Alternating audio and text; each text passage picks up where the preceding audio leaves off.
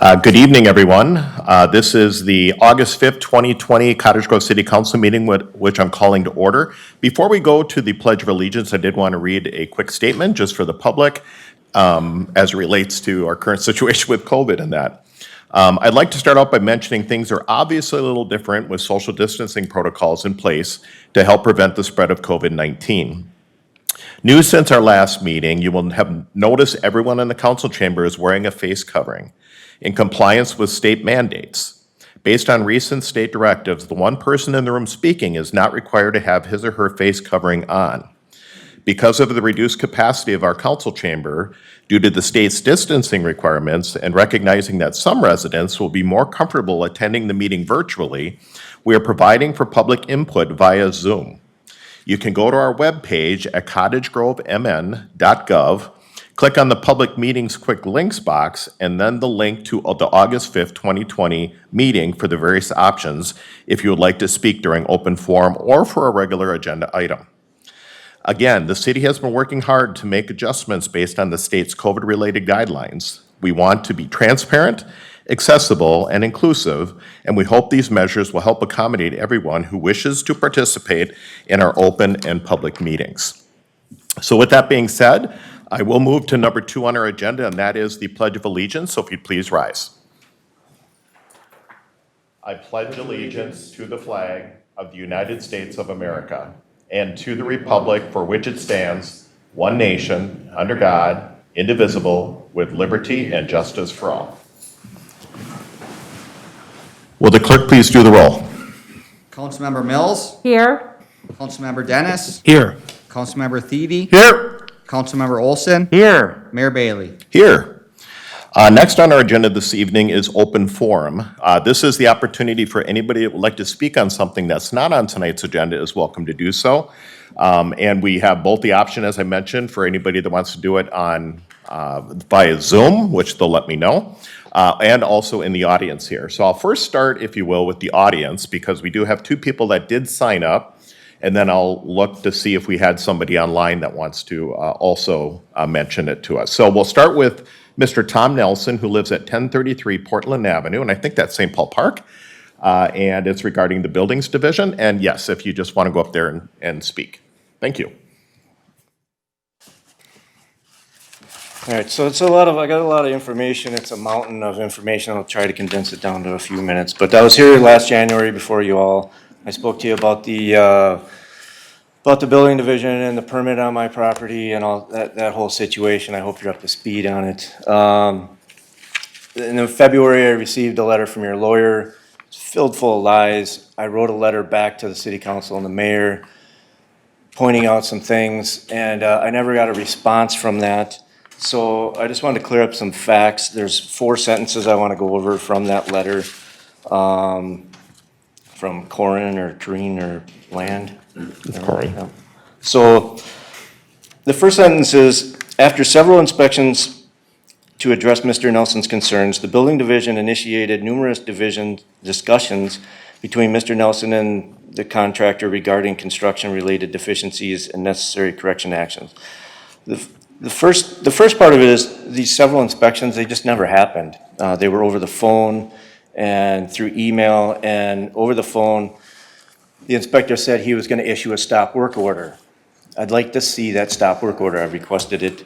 The second part is the necessary corrective actions. The building official stated that upon the re-inspection, a correction notice was issued. I'd like to see that order. I've requested it. I've been denied. On May 28th, I asked to inspect these documents pursuant to Minnesota Statute 13.03, access to government data. I was told that if I want to see these documents, I got to talk to your lawyer. So I talked to my lawyer, and my lawyer said request official copies of these documents. I requested the documents, 7 specific documents I want. On June 5th, I finally got some documents, but I got none of the 7 that I requested. The second sentence I want to go over is, at that meeting, Department of Labor and Industry offered suggestions towards a resolution which have been relayed to Mr. Nelson. I don't know anything about any resolutions. Nobody's reached out to me. I contacted the Department of Labor and Industry. They say they don't know anything about any resolutions. The third sentence is, at this point, the building permit is expired and neither the contractor nor the homeowner has taken necessary corrective actions to bring the property into compliance with the building code.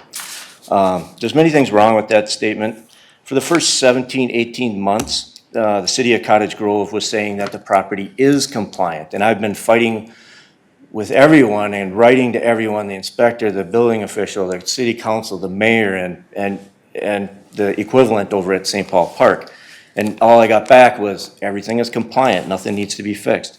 So the fourth sentence is, while Mr. Nelson questioned why members of the building division are still employed, the simple response is that no evidence of wrongdoing by the city employees in the administration of the building permit at his property. I believe I've pointed out several state statutes that are being violated. Failure to enforce building codes, failure to issue orders, failure to provide documents, and I believe the inspector and the building official are just lying. If you just look at the documents, for example, I have letters and emails from the inspector, the building official, St. Paul Park City Administrator, the St. Paul Park Mayor, all stating for the last 17 months that the footing, the foundation, and the unauthorized repairs were inspected and approved. Are all these people lying? All changes and deviations to a master plan require written authorization according to the code book. I have requested these documents. They either do not exist or they're being withheld from me. Either way, a state statute is being violated. And so after 17 months, the building division, the building official states that to date, the building division has not inspected or approved any work which addresses these deficiencies. If the new statement is true, then why have I been getting letters saying everything is in compliant? A re-inspection of the property for the repairs was conducted and approved, and why is the permit signed? And so one thing about this is that I'm actually being sued by the contractor for payment because the city keeps telling him everything is compliant. And so the city has emboldened him to bring a lawsuit against me, which I've already spent over $40,000 just in legal fees, and my total losses at this point exceed $300,000. So I'm looking for documents, and I'm looking for answers as to why this guy has a job that's. Okay. All right, thank you, Tom. Thanks for your time. Yep. All right, next that had signed up this evening was John Koyman, 67496 Geneva Avenue in Cottage Grove. And it's about prior city council meeting questions.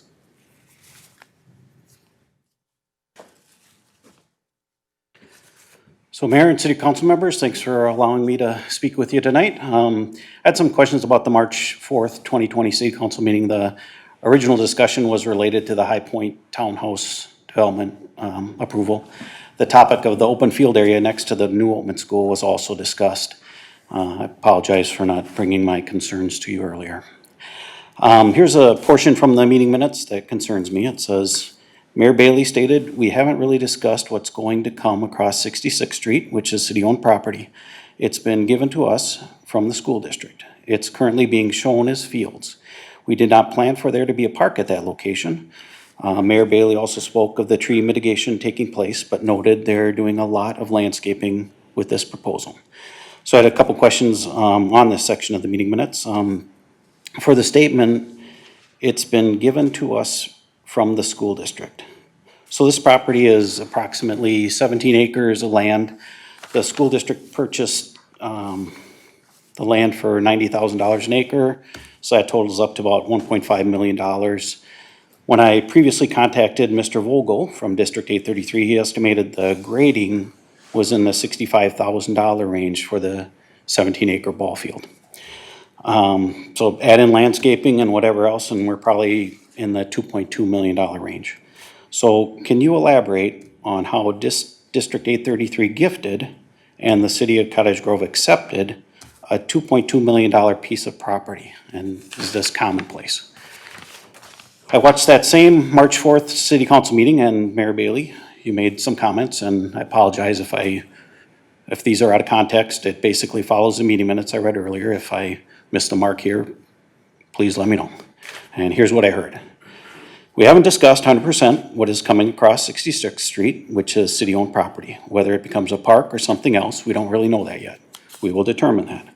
We do not plan there to be a park there. Not that it won't be, just giving you a heads up, that is something that is not that specific. So for this statement, we did not plan for a park to be there. So there are many documents all showing the same thing for this property. They all show ball fields of some configuration. In the March 2020 discussion related to suggesting a playground on the High Point Townhome site, it was stated that the kids could play in the future ball fields area off of 66th Street and that no playground was needed on the townhouse property.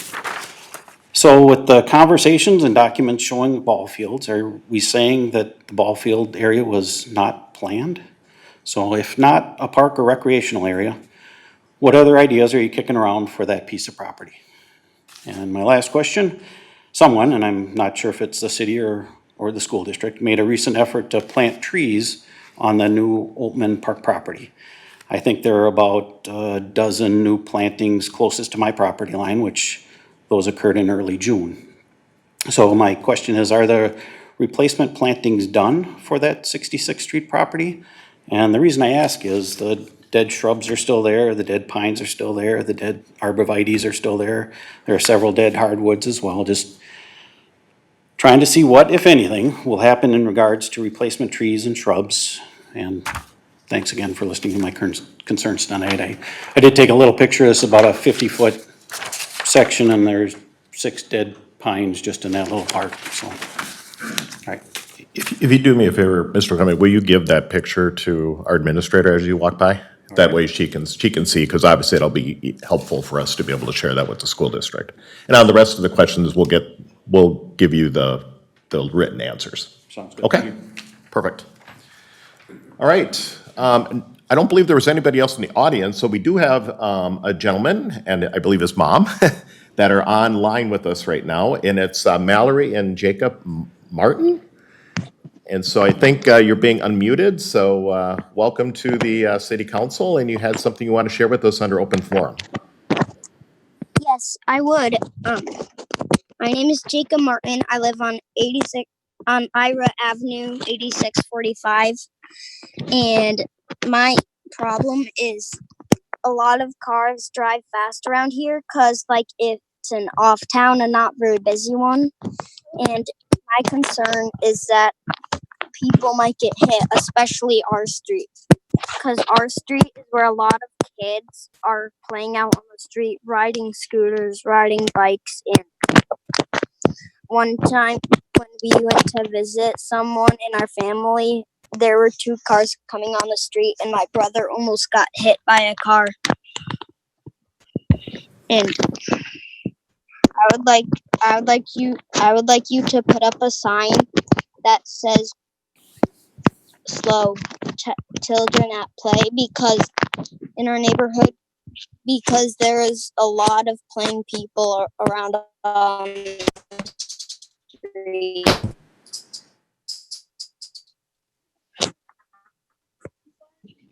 I'm done. Can you still hear me there?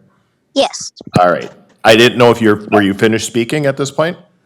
Yes. All right. Well, first of all, I want to thank you for having the courage, and it's awesome to have you get on and be in essence, part of our city council meeting today. I do know our public works director would like to share a couple things with, I assume, with what we can do. And normally we give you a response back, which I'm sure we still will do.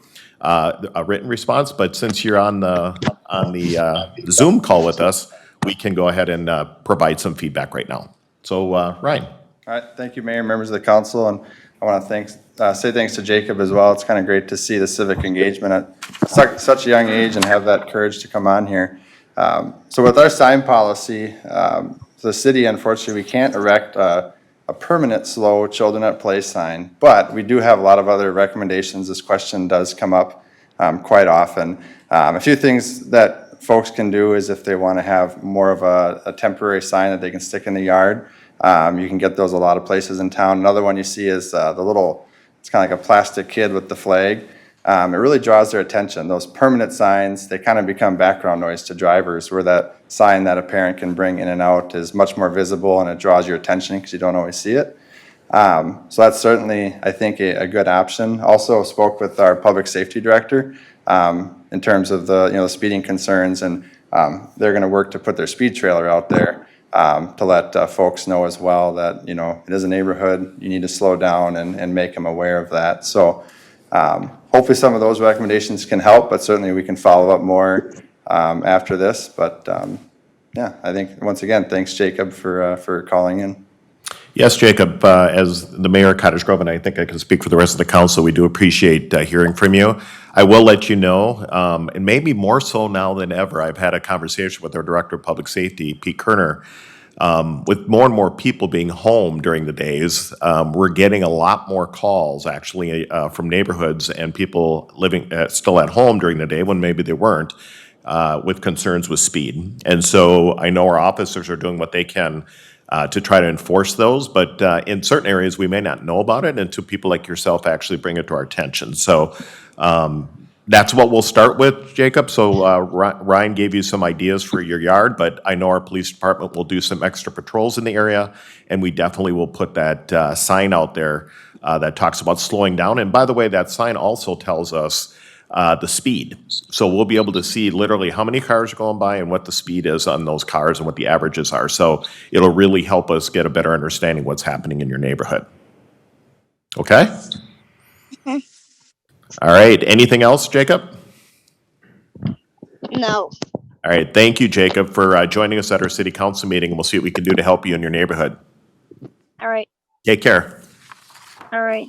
Thank you. You're welcome. All right. I didn't see anybody else under chat on Zoom, and I don't believe there's anybody else in the audience that's planning to speak during open forum. So at this point, I will go ahead and close open forum, and I will move to number 5 on our agenda, which is adoption of the agenda. Motion to adopt the agenda. So we have a motion by Second. Councilmember Dennis, seconded by Councilmember Thiede.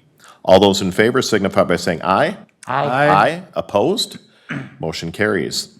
Next on our agenda this evening is presentations, which we have one, which again, our Director of Public Works, Ryan Burfine, is going to talk about. And then I think, just since I have my mask off at the moment, I can read the proclamation unless Ryan's going to do it. No, just. So anyways, Water Proclamation, Conservation Proclamation Month. So Ryan, take it away. All right, well, thank you, Mayor and members of the council. So I do have a few slides up here. Bring them up on the screen. There we go. So I have just a few slides to go through very quickly about this. So a quick word on water. Groundwater is a precious resource that needs to be protected and managed to ensure it continues to be available for future generations. And really, our city's goal with our water conservation is to reduce that annual water use. Cottage Grove's water is pulled from groundwater. We have 12 city wells. Throughout the year, we pump up to 1.3 billion gallons of groundwater, which is a lot. And our estimates are for a city like Cottage Grove, half of this water goes to irrigating lawns. So there's a lot of water going out for that effort. So it's really a focus of us to try to reduce. What we're doing to conserve water, each year we offer more than 150 smart irrigation controllers at significant discounts to our residents. And in 2020, we're conducting dozens of free irrigation system assessments for residents, HOAs, apartment complexes, schools, businesses, and churches. So that's really our focus, to try and reduce that irrigation water that we use each year. We also plant low maintenance grasses on our boulevards, eliminating the need for irrigation. We hold rainwater for irrigation at River Oaks Golf Course and City Hall. And even though River Oaks Golf Course isn't on the city wells, it does have its own well, so it's still using groundwater for that effort. And then we also are participating in a water documentary produced by SWCTC. As part of this water proclamation, the city of Cottage Grove will be part of the Wyland National Mayor's Challenge for Water Conservation. This is a month-long campaign in August to promote water conservation through some drought resiliency and water quality initiatives. Mayors from 35 states are vying to see who can be the nation's most water-wise city. Last year, the competition earned more than 615,000 pledges nationwide. And Cottage Grove will be competing against cities from 30,000 to basically 100,000 population. And we're asking residents to take a 4-step conservation pledge on behalf of the city. And the deadline is August 31st. And the website is www.mywaterpledge.com. And if they click on Take the Pledge, they can find Cottage Grove. All right. Council, any questions for Ryan on this proclamation? So this is, I'm going to read the proclamation and then obviously we'll vote to approve as a council.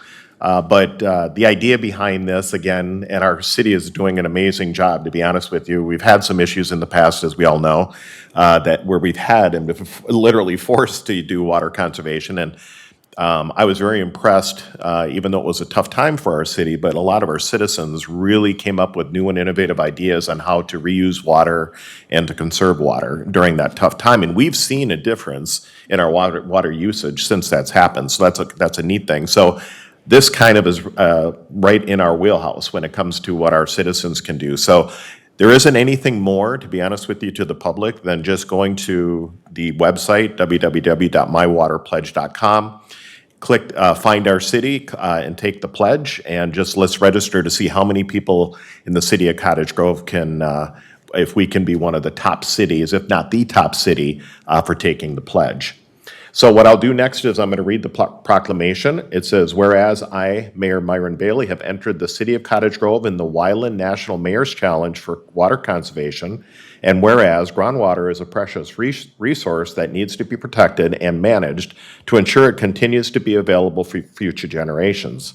And whereas the month-long campaign beginning August 1st of 2020 promotes water conservation, drought resiliency, and water quality, and whereas mayors from 35 states compete to see whose city is water-wise by asking residents to take an online pledge to practice water conservation habits, and whereas our city will be competing against other cities with a population between 30,000 and 99,999, and whereas Cottage Grove is committed to water conservation, providing residents with discounted smart irrigation controllers, instituting a rain barrel initiative, offering irrigation audits, and instituting odd-even lawn watering restrictions. And now, therefore, the mayor of the city of Cottage Grove, County of Washington, state of Minnesota, hereby proclaim August 2020 as Water Conservation Month in the city of Cottage Grove. And as long as the council will make the motion and pass, I'll say it'll be passed on the 5th day of August, 2020. So I'll look at this point for a motion by the council. Motion to approve. All right, so I have a motion to approve by Councilmember Mills, Second. second by Councilmember Olson. Any further discussion? Seeing none, all those in favor signify by saying aye. Aye. Aye, opposed? Motion carries. Thank you, everybody. And let's see if we can get the #1 spot there. Next on our agenda this evening is consent calendar, which is number 7. Is there anything council wants to pull on consent this evening? All right, seeing nothing being I'll pulled. move consent. All right, so we have a motion to approve consent by Councilmember Olson. Second. Second by Councilmember Thiede. Any further discussion? Seeing none, all those in favor signify by saying aye. Aye. Aye. Opposed? Motion carries. Moving on to number 8, which is approved disbursement. 8A is to pay the bills. Motion to pay the bills. I have a motion by Councilmember Dennis, Second. second by Councilmember Mills. Any further discussion? Seeing none, all those in favor signify by saying aye. Aye. Aye. Opposed? Motion carries. 9 is public hearings. There are none this evening. 10 is bid awards. We do have one this evening. A is Summers Landing Second Edition Final Street Improvement Project. And I guess the only guy that's up talking tonight is our Director of Public Works, Mr. Ryan Burfine. Thank you, Mayor. I guess this is my meeting tonight, so. So we did take bids for the Summers Landing Second Edition Final Streets on June 16th. This is once a development is essentially built out, once 90% of the homes are built, we come in, replace any damaged curbs, sidewalk, and we put in that final lift of wear course. So we did get 4 bids for this project. Typically this time of year can be a much more difficult time to get competitive bids. You're right in the middle of the construction season. We actually received very competitive bids that you can see on the screen here. I think it's still a sign of mixture of oil prices, some work that's not taking place. So we're definitely seeing that in the bids that we received. The low bid was OMG Midwest Incorporated, Minnesota Paving and Materials is their name they're known by, of $254,717.50. And the engineer's estimate was $325,000. With that, we're recommending tonight to award the project to OMG Midwest Incorporated. And I'll take any questions the council has. Yes, questions? We've got a question for Councilmember Thiede. Yeah, just kind of go back to the page with the list of the bids. You know, you look at that and, you know, there's 3 of them that are grouped pretty close together and then one that is like 40,000 less. I assume we kind of took a look and made sure that there wasn't anything like missing or anything that they might have made a mistake out that. Yep, that's correct, Councilmember Thiede. Mr. Mayor, we do take a look at the bids, especially when you see something like that. Everything is included. They are doing quite a bit of other work in town this year, so I believe they'll probably be, it's a pretty quick project, something like this. They'll probably be fitting in with some larger paving, would be my assumption. And they are a company that's done a lot of work in Cottage Grove throughout the years. They used to be known as Hard Drives Incorporated, so a very well-known company in this part of the metro. So. Okay, great, thank you. Yep. No other questions? All right, council, then at this point, you've got the information before you and you've got the low bid. We'll need a motion to approve the bid. Move to approve the low bid. All right, so we have a motion by Councilmember Olson, Second. second by Councilmember Thiede. Any further discussion? Seeing none, all those in favor signify by saying aye. Aye. Aye. Opposed? Motion carries. Thank you, Ryan. 11 is regular agenda. There is nothing this evening. 12 is council comments or requests. I'll see if I can try to do it the normal way. So I guess we start with Councilmember Mills. We'll start with you. Thank you, Mayor. Thank you. I just want to bring attention to something that's exciting that we pulled together due to COVID-19. We have just like a strange thing we're all going through. And one of those things that kind of got put to the side and we can have an opportunity here to still participate is Minnesota Sings. And we are taking applications, or really people need to submit a video through Cottage Grove. So if you live here, if you go to school here, or if you work here, you can participate. There's more instructions found on the city's website. You can go to the Facebook page. If you go to the city website, you can find it if you click onto the Facebook page and get to the links, or go to cottagegrovemn.gov/Minnesota Sings, and that's Minnesota spelled out, Minnesota Sings. And you can submit a video for a contest that will go to a statewide competition. It's all done online this year. Normally, we do it through Strawberry Fest, but kind of with everything that happened, and we decided that it would be a great opportunity for some folks to still participate. They do have cash awards for the categories, and so for some folks, it might be great for school, or just an opportunity to have some extra cash. There's also prizes as well. So there's 2 categories. There's the teenage category, that's like the 18 or the 13 to 18, and then they have an adult category, and it's for amateurs. It's not for professionals. So we're putting that on. You have until September 7th to submit that video, and we have some judges lined up. It's not going to be us. It's going to be some folks we've that have music background that are going to help out with making some selections. We can take 2 from each of the 2 categories. So up to 4 people can go to the state competition, which again, will all be online. There won't be any in person, but it's a great opportunity to participate. So thank you to the staff for helping to pull it together, and my colleague over here, Councilmember Olson, also has helped out in kind of getting this pulled together. So I just want to make sure everybody knew about it. Fantastic, thank you. Was there anything else? That will be all. Okay. Councilmember Dennis? All right, well, thank you, Mayor, and it's nice to get that mask off for 1 second. I tell You you, know. I got a lot of hot air anyways, so it gets kind of warm in there, but all fun aside, two things tonight. The first one is I wanted to thank Ryan Burfind and our fine team of people down at Public Works for answering the call to service to one of our constituents here this week and providing some timely assistance for him on a matter of repair on his street in front of his house. So thank you very much for that. And please make sure that you convey the appreciation of the council to everybody down at Public Works. And then second, Mayor, I just wanted to mention, this has been a really nice week for us here in town. We had a couple different business-related or economic development-related opportunities that came to fruition. And I know you'll probably talk a little bit about some of those at the end. But we did have a groundbreaking for the brand-new apartments coming up down on 80th. That'll be in the area adjacent to, which was the old City Hall property. Yep. So that's going to be 120 units, multi-story structure that'll be put up that should look beautiful and really help to provide a lot of new homes for people, especially those who are looking for a market rate condition, something that'll be reasonable and affordable relative to the area. So, and then just, as we kind of look at things, I had a neat opportunity to talk to one of my neighbors today who was moving out of the neighborhood. We've got 3 houses for sale.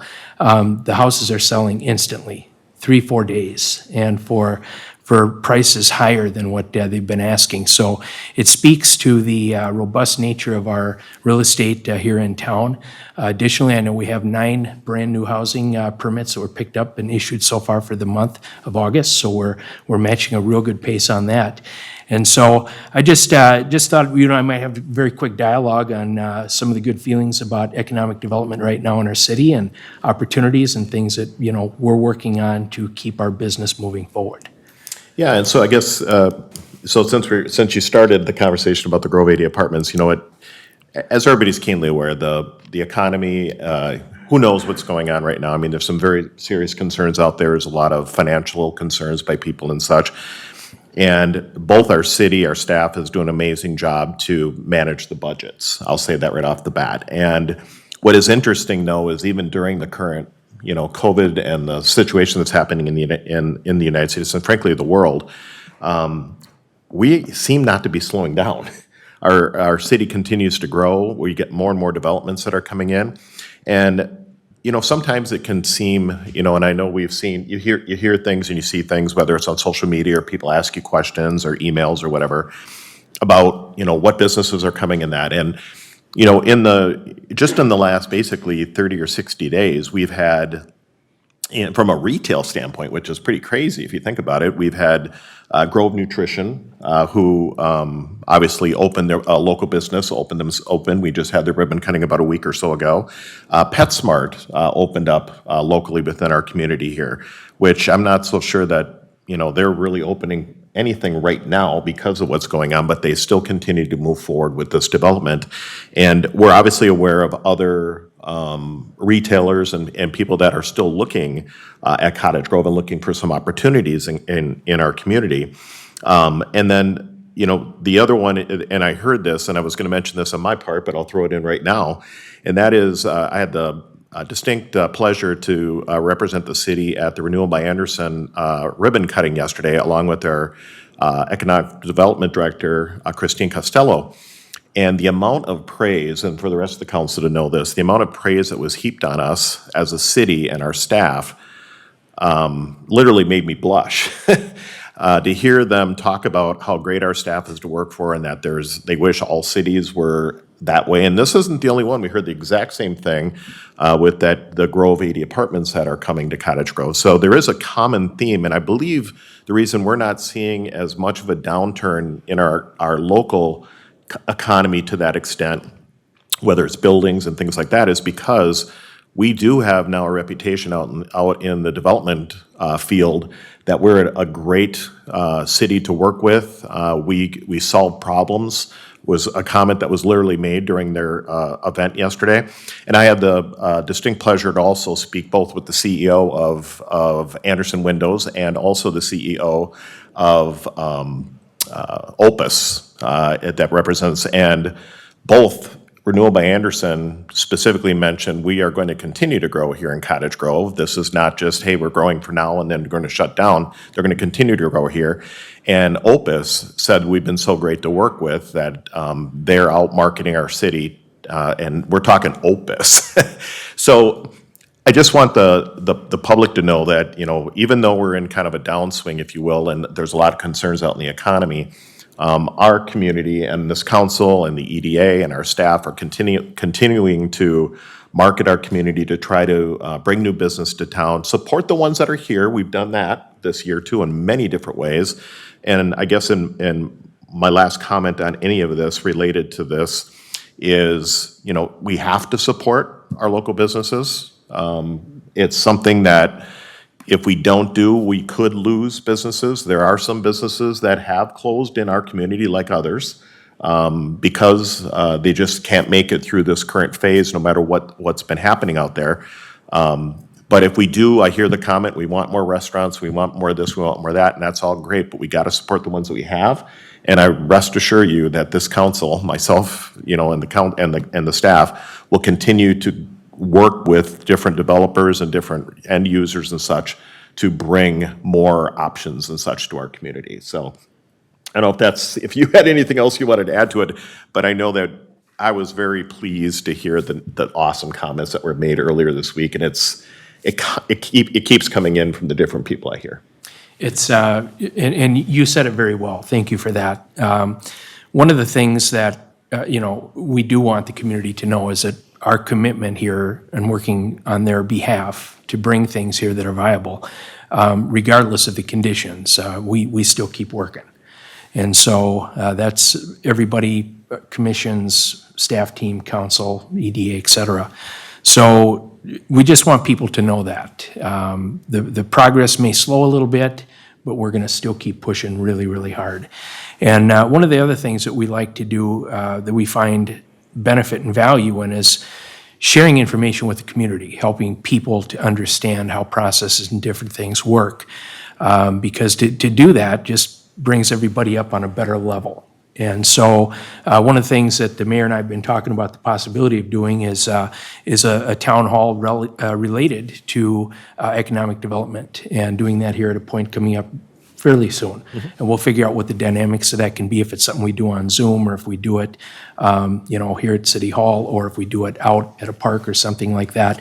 But just provide an opportunity to get in front of people, to share some good information about how all these things work, and then answer questions and that type of thing, which we think would be very beneficial. So that's what I have. Thank you. And Fantastic. all right. Yep, looking forward to that when we do that. All right, Councilmember Thiede. All right, I'd just like to, I guess I'm pretty loud. I probably sound about the same through the mask and without it, but I'd just like to appeal to everybody in the city and the community, and you know, I think we've been doing a really good job with the COVID-19 and this doggone virus, you know, and we're all getting tired of it and everything like that, but we gotta kind of you know, keep our resolve up, and it really all boils down to science. Those little booger germs, they like to hang out in your nose and mouth and some of those kind of areas and get inside you and infect you. So, you know, while things like masks and distancing is not 100%, at least the probability of you contracting any of the virus and things like that is a lot lower if you follow the guidelines. And it's not a question of trying to take away your liberties or your rights or anything like that. It's science. It just comes down to being considerate of your other people and also yourself, and not getting yourself infected in that. And it's tough, But, when we're out at businesses, we'd like our businesses to be able to stay open. But that takes everybody to help out and, follow some of those guidelines to make that happen. So I'd like to, first of all, thank everybody for doing a good job so far. Thanks for enduring through this, and just try to, really kind of keep it up, and let's, it's terrible, but it is what it is, and let's try to maintain our good record and keep moving forward. And so I guess that's all I got. Okay, thank you. Councilmember Olson. Thank you, Mayor. Want to dedicate my comments tonight to my friend Patty Jean, who I know watches us from home. I only have a couple of things I want to cover. First of all, congratulations, Councilmember Dennis, on all of the new residents to Cottage Grove who are paying premium prices to move into your neighborhood. Doesn't surprise me. Obviously, I'd want to live by you too if I could afford it, but that's great news, so congratulations with that.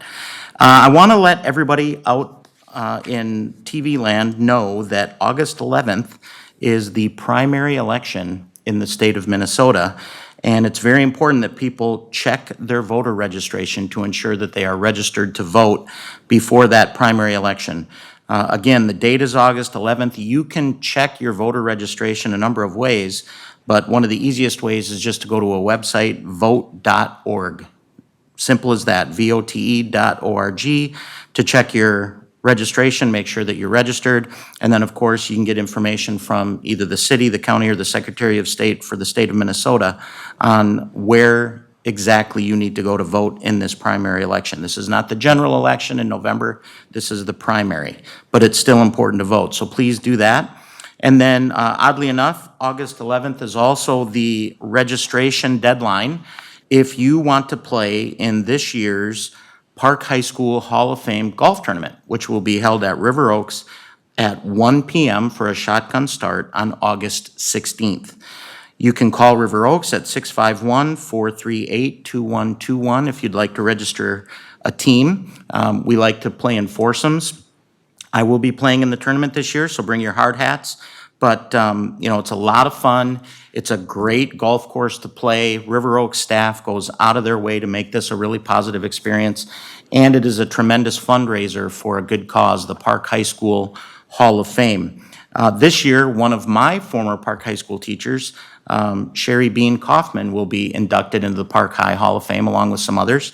And so those of us who know, as we affectionately call the Beaner, will be very excited to see her inducted. And she's also been a member of the board for the Hall of Fame for a long time. Again, with any questions on how to register, you can call River Oaks for the August 16th Park High School Hall of Fame Golf Tournament, 651-438-2121. August 11th is the registration deadline.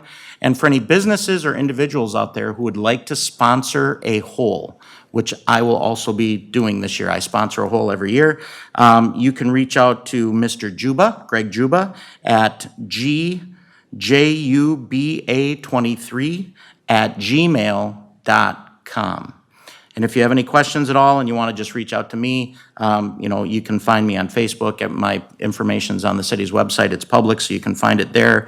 But again, River Oaks is a great resource and should be a lot of fun this year. That's it. All right, thank you. Thank you, Councilmember Wilson. I just have two items. One is more of a, I guess you call it a formality item, and that is, as the council is aware, in a previous council meeting, we did have a closed workshop to go over the annual update, if you will, for our city administrator, Jennifer Levitt. And so per the law or the ordinances, I just need to inform the public that we did complete that performance review. It was just giving you some general information. It was a very good performance review.